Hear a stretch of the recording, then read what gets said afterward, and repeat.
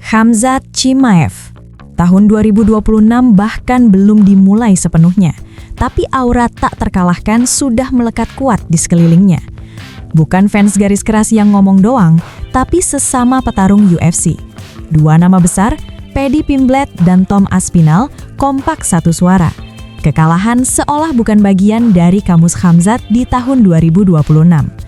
Kalau kita tarik sedikit ke belakang, sepanjang 2025 kemarin, Khamzat memang cuma tampil sekali, satu laga. Tapi justru disitulah poinnya. Itu bukan pertarungan pemanasan, bukan lawan pelengkap, bukan duel setengah serius. UFC langsung menyodorkan ujian paling berat. Juara kelas menengah, Dricus du Plessis, Agustus lalu. Banyak yang bilang itu taruhan gila, banyak yang remehin, banyak juga yang mulai nyari-nyari celah. Komentar miring pun bermunculan. Khamzat cuma jago di awal ronde, belum pernah benar-benar diuji 5 ronde. Staminanya bakal jadi masalah. Narasi itu muter terus, seolah-olah Chimaev adalah mesin yang cuma bisa jalan sebentar, lalu kehabisan bensin. Tapi begitu pintu oktagon ditutup, semua teori itu satu persatu runtuh. Alih-alih kelihatan kelelahan, Khamzat justru tampil dingin, terkontrol, dan sangat dominan. Tekanan konstan, grappling brutal, striking yang efektif, dan yang paling penting, manajemen tenaga yang rapi.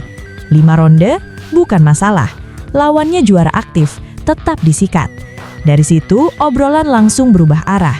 Bukan lagi soal apakah Khamzat bisa juara, tapi siapa yang bisa menghentikan dia. Dan jawaban dari Paddy Pimblett simple tapi nendang. Dalam podcast bareng Tom Aspinall, Paddy tanpa ragu bilang, si juara Khamzat. Nada suaranya bukan bercanda, bukan sekadar pujian basa-basi. Lalu dia lanjut, saya tidak yakin ada yang bisa mengalahkan Khamzat. Kalimat pendek tapi berat. Yang bikin pernyataan ini makin menarik, Tom Aspinall langsung mengangguk setuju. Padahal kita tahu, Aspinall bukan tipe petarung yang asal lempar opini. Dia heavyweight elite, analisisnya tajam, dan paham betul bagaimana membaca gaya bertarung. Ketika dia bilang, saya setuju, itu bukan omongan kosong. Aspinall mengakui kelas menengah UFC saat ini penuh monster. Banyak petarung komplit, banyak rising star yang lapar gelar. Salah satu nama yang paling sering disebut adalah Nasruddin Imavov.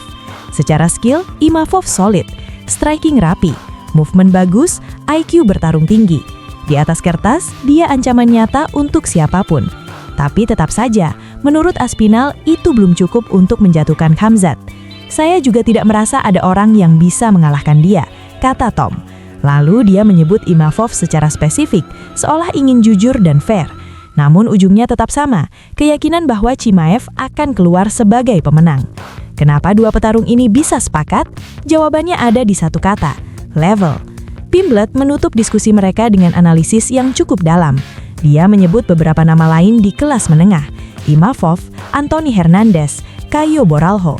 Semua diakui hebat, semua berbahaya, semua punya jalur masing-masing menuju puncak. Tapi menurut Paddy, Khamzat berdiri di tangga yang berbeda. Bukan satu anak tangga di atas, tapi seperti sudah pindah lantai. Dan kalau kita jujur melihat rekam jejaknya, argumen itu masuk akal. Chimaev bukan petarung yang menang karena satu aspek saja. Dia bukan striker murni, bukan grappler satu dimensi. Dia adalah tekanan hidup yang datang sejak detik pertama. Saat ronde dimulai, Khamzat langsung memaksa lawan bertarung di ritmenya. Kalau mau striking, dia maju. Kalau mau grappling, dia seret ke bawah. Kalau mau bertahan, tetap kena tekanan.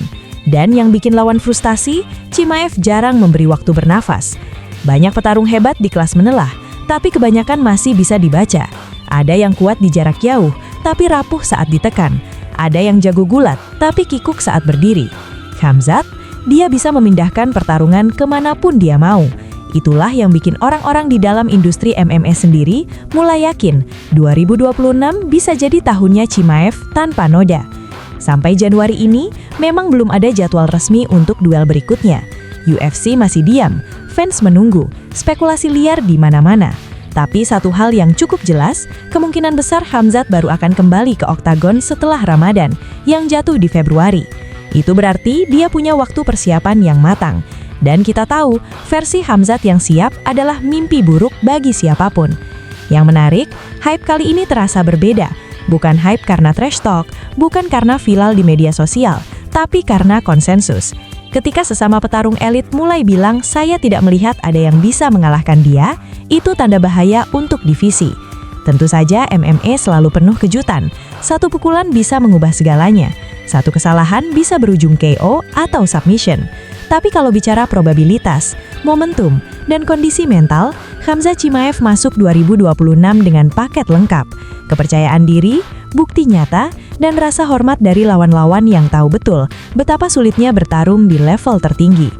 Pertanyaan sekarang bukan lagi apakah Khamzat bisa kalah, tapi siapa yang cukup nekat untuk mencoba membuktikan sebaliknya. Sampai ada yang benar-benar berdiri di depannya dan menghentikan laju si serigala, ramalan Paddy Pimblett dan Aspinall akan terus bergema. Dan kalau kalian fans MMA sejati, satu hal pasti, setiap kali nama Khamzat Chimaev muncul di poster pertarungan 2026, kita semua tahu, itu bukan soal menang atau kalah biasa. Itu soal apakah ada yang cukup berani untuk masuk ke kandang melawan predator yang sedang berada di puncak rantai makanan.